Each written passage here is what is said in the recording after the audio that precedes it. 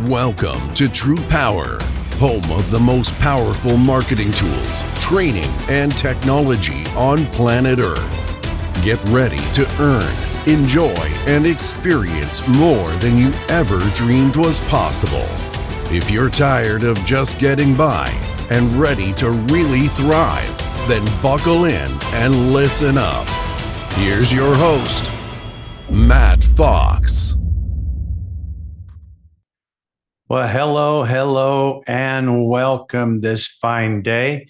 Today on TruPowur Academy, on episode 261, we are going to be talking about the general sales cycle and the location of each of those services. So if you have any questions along the way, please type them in the chat box and we'll try and address those as we move along. So without any further ado, let me share my screen and let's jump right into it.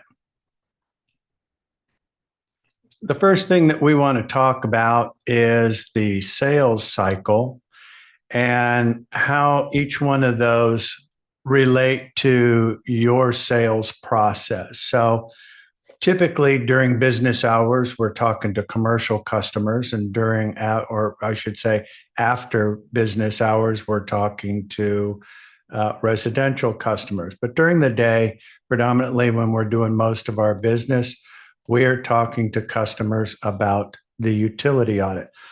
And so when we talk to the customer about the utility audit, we're talking about nothing else. We're not talking about the pricing platform. We're not talking about any of the other services, keeping one train of thought, and that is the utility audit. So when we make contact with the customer, the utility audit is part of the process of going backwards up to 4 years, where we can identify the errors that are buried within the utility and get that back as a refund for the customer. So when we talk about that, and we get a copy of that customer's utility bill, that is the first step in the sales cycle. And at the bottom of the quick launch menu, you'll see the commercial sales cycle in phases printed out here for your review. But when we get the utility audit, we're going to get the electric bill for that customer, and then we're going to enter that information into the platform so that the auditors can get underway. Now, there are additional cost centers, but I would warn you that if you try and talk about all of the other different cost centers on the initial phone call, it more than likely is going to just raise more questions. It's going to cause more confusion. And when you do that, what do people say? Send me some information. That's your clue that you talk too much. So we want to focus primarily just on the electric bill. Once we get a copy of that electric bill, we're going to upload it to the auditors so that they can get underway. Now, the audit can take 30, 60, 90 days. So it's not a quick turnaround. So the results, if favorable for a refund for that customer, at best is tomorrow money for you for revenue, right? So we want to make sure that we can create some today money by going to the next phase, which is the electric proposal. So when we get the utility bill for the utility audit, then simultaneously, we're going to want to create an electric proposal using the same electric bill. At this point, the customer has no idea that you're doing this because we don't know what the results are going to be. So we are simply going to go back to our quick launch menu, and under the commercial pricing platform, we are going to enter that customer's information into the system. So right here, you can see from the dashboard, you would add new customer, putting in their zip code, and just follow along. And so if you're new, somebody is going to walk you through those processes So it's going to be very simple. But once we get a copy of that customer's utility bill, we're going to upload it to the auditors. And then simultaneously, we want to look at any additional benefits that might be available for that customer at the supplier level.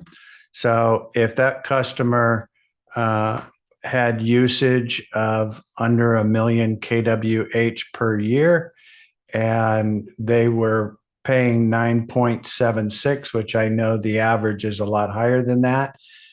Looking at their bills, this would save a customer going from 9.76 down to 7.25, would save that customer $125,000 over the course of a 60-month term. So we're going to create a proposal and then send that to the customer. So when you are in the CRM and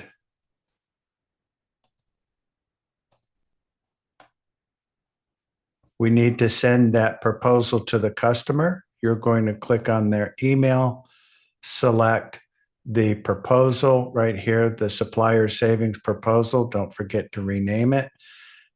We're going to attach it and then send it to the customer. Then immediately follow up with a phone call to that customer to let them know that we received a copy of their bill, safe and sound, right here. Follow up with the customer, let them know that you received their utility bill, safe and sound, that the auditors are already underway. And during the initial investigation, we found some additional savings in their account. I emailed you some information. Take a look at that. Give me a call. We'll go over the details if you have any questions. When they get that email, a pop-up will appear on the screen letting you know that they have what you sent them open. That's the time to talk to that customer, not when they're at Home Depot or in the bathroom, when they have what you sent them open. When they look at that proposal, it's going to be pretty easy for them to make that a yes commitment due to the fact that it's going to be, in this case, $125,000 worth of savings. Obviously, the revenue on that is fairly decent as well. So we're very pleased with that outcome and sending that off to the customer for the proposal. Once we have inked the proposal, if the customer moves forward with that contract, then now we've created today money while we're waiting for the utility audit to be completed. Once either the new proposal has been signed with a new contract, or if the customer turns it down, then we immediately want to then go to phase 3, which is adding the additional cost centers. That's when we go back and talk about all of these other additional cost centers. So that'd be another conversation where you would talk to the customer to let them know that all is progressing well with the audit. However, in review of your account, I see that there are additional cost centers that have the potential to increase the amount of the refund. What do you mean by that? Well, as you know, we're auditing your electric account. Let me ask you, do you use natural gas? Sure. Water and sewer? No, that's paid by the landlord. Waste removal, like dumpsters, that kind of thing, telecom, wireless, shipping, freight, cost segregation, any or all of these additional cost services have the potential to increase the amount of the refund. At this point, you've already built trust with that customer. So if natural gas happens to be in the mix and they send that to you, guess what? We're going to do the same thing that we did with the electric account, only now with the natural gas. So now we're going to do the natural gas proposal if added in the cost center to the utility audit. So now we've got the utility audit with additional cost centers for audit. We have the electric proposal, which got signed. And now we're looking at the natural gas proposal and taking advantage of that. Once the customer has signed or refused on that, then we can go to looking at that customer's residential electric and natural gas, affording them an opportunity to actually participate with rates that are going to be far less than typical residential electric and natural gas, because if they are the primary business owner and we have signed a contract with for their electric on their business, we can also offer them the same rate for their residential electric and natural gas, which is going to be significantly lower than typical residential electric and natural gas just by itself. So that's a huge, huge advantage for the customer. Once we have finished all of that, then we want to look at residential solar being installed, if available in that state, for the customer, giving them energy independence. Energy independence for solar, you can find that right here where you can request a solar proposal. You can do that directly from the quick launch menu and complete that information so that we can create a proposal to see if their home is going to be a good fit for an installed solar. Now, that is only available in these states currently and Puerto Rico. We have some new states that are coming on here shortly, to include probably within the next 60, 90 days, as well as commercial. So we have a lot of things that are coming into play to take advantage of. So if the customer is in one of these states, affording them an opportunity to have energy independence by going with solar is going to be a huge benefit. So you say, why should I do their electric account if I'm just going to install solar at a later point? Well, you have to remember that they're going to still use or still be tied to the electric grid. They're going to be using, unless they have a battery, they're going to be using energy off of the grid at night. During the day, their solar panels are going to run their home, plus be adding energy back to the grid, which creates a credit. The more credit that they have, they're basically using back during the night. So that becomes an offset. So we want that cost to be as low as possible. So that's why we would want to do their electric account first. If they're not in a position to install solar, maybe their credit is less than best. Maybe they're a renter. They live in an apartment, a condo, a trailer, cardboard box. Anybody who doesn't have free will access to the roof, then we would want to explore whether or not the solar farm would be applicable to them. The solar farm is available in these states down here: New York, Maine, Massachusetts, Maryland, Minnesota, New Jersey, Oregon, Rhode Island, and Illinois. Illinois is a very popular state. So taking them to that next phase is a very simple proposition, because we're not going to charge them a penny. We're not going to lock them in any long-term contract, and we're not going to have to install any solar panels on their home, business, or property. So by doing that, it is going to save them on average of 10 to 25% over what they were currently paying. They're still going to use energy off of the grid like they always have. The difference is the solar farm is replacing it back onto the grid at a greater rate, creating an offset and a discount for that customer. So outside of that, there are some other optional services that we do provide that I think a lot of people tend to overlook sometimes, but one of them is the autopilot bill reduction. And so if you understand a little bit about this, this is a service where we do not switch any of their current services. In other words, we don't take their internet at 100 megs and switch it to a 50 meg, and then we saved you money. We don't do that. All of their services remain exactly the same. The difference is we take all of their services, add it to our much larger services, and are able to aggregate and reduce what they pay. On average, for a homeowner, it can be $400 to $1,700 a year. For commercial customers, it can be much greater. So what bills can you upload?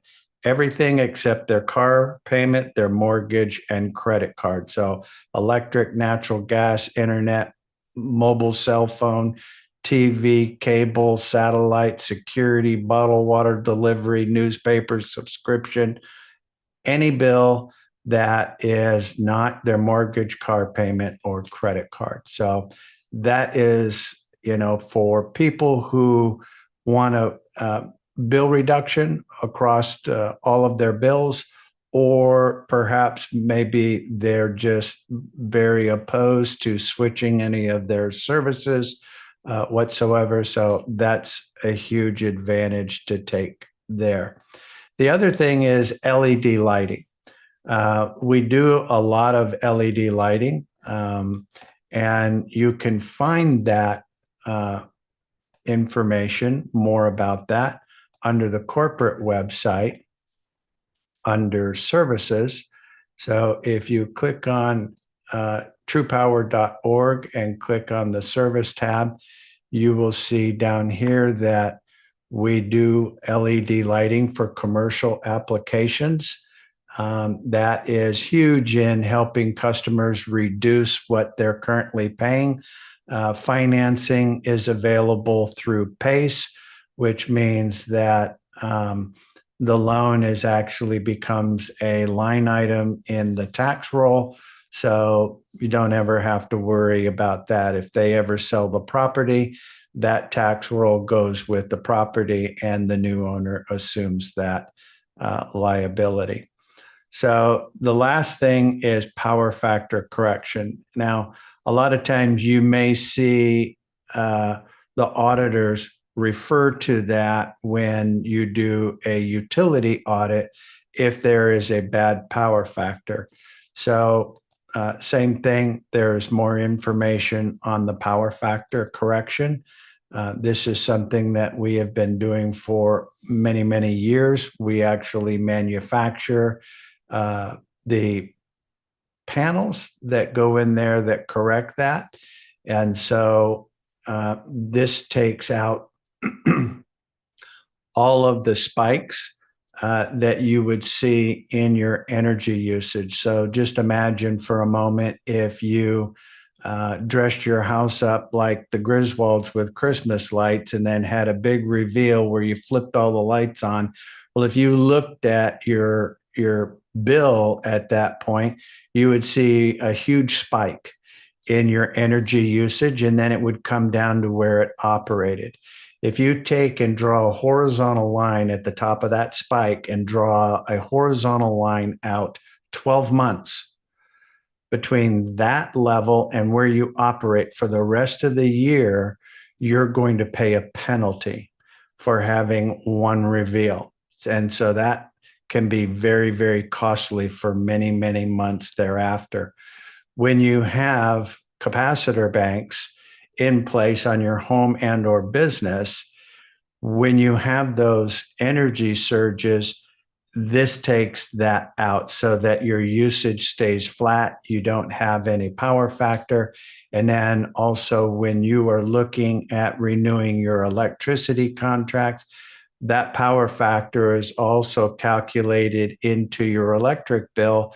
And so your suppliers are going to be more aggressive with customers that have good power factor, because they know that you're not going to be having these strange demands, especially like a commercial factory where everybody comes in at 8 o'clock and then boots up a bunch of equipment all at once, where you see this huge spike every day, or a stadium or anything where they're running a lot of energy all at once and then not having any energy at night and things like that. So I did want to take some time today to kind of go over the sales cycle to hopefully simplify the process in which we take that customer journey. So starting with the utility audit, gathering their electric bill, submitting that to the auditors, and then creating the electric proposal using that same information, adding the cost centers, natural gas proposal, if that is in the mix, and then having a conversation with them about their residential electric and natural gas. Now, do you have to follow this process? No. Would it afford you the maximum amount of opportunity? Absolutely. We've been doing this a long time. So starting with the utility audit is a much softer, friendlier, easier approach, and affords the customer an opportunity to see if there are any errors within their utility bill. So I'm going to stop sharing my screen here just for a moment. And, a lot of people don't understand that the onus and responsibility of making sure that the utility is correct is on the customer, not the utility. And since most of the errors we find are actually buried within the utility, it is physically impossible for a customer to know, even if they did know where to find it, if there are any errors. We do this service 100% risk-free. It doesn't cost them a dime to find out if they have a clean bill of health. And so they should be doing it every 4 to 5 years. Customers may come back and say, well, we had that done 3 years ago. Good. Then we have nothing to lose. If we do an audit and it comes back with a clean bill of health, then they did a good job. But if it doesn't, then obviously it's a good idea that we catch those things. Not to mention that there is things like capacity tags that are operating silently in the background. So a couple of years ago, we finished programming capacity tag notification into the pricing platform, making it so that if you're a customer through the TruPowur platform, it notifies you when those events happen. So what are capacity tags? Well, most people are not aware that 5 times a year at random, your utility company takes a snapshot of your usage, and at the end of the year, they take the 3 highest scores, they average it together, and much like a bowling score, they use that as the basis for what they charge you the following year. So year after year, the amount you pay continues to climb. And so if you're not doing an audit and keeping on top of that, you have absolutely no idea if those capacity tags are to your benefit or not to your benefit. So it certainly doesn't hurt you. If you're a customer through the TruPowur platform, 3 days before a capacity tag is going to be read, the system will send the customer an email notification letting them know what day and at what time that is going to happen. So if they want to be proactive and turn some things off so that their usage is little to none for that hour, they could save another 20, 30, 40% next year. So that doesn't make you a dime, doesn't make the company a dime.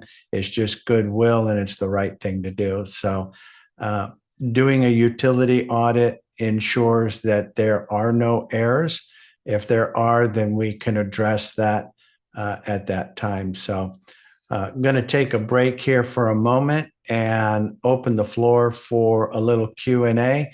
If you're watching this on the replay, then we don't record the Q&A session. So if you have questions, next time join us. So let me unmute everybody. All right. Well. Glad to have everybody on the call today. covered some good information. I hope you found value in it. As always, you don't have to go home, but you can stay here. So have fun storming the castle. Bye now.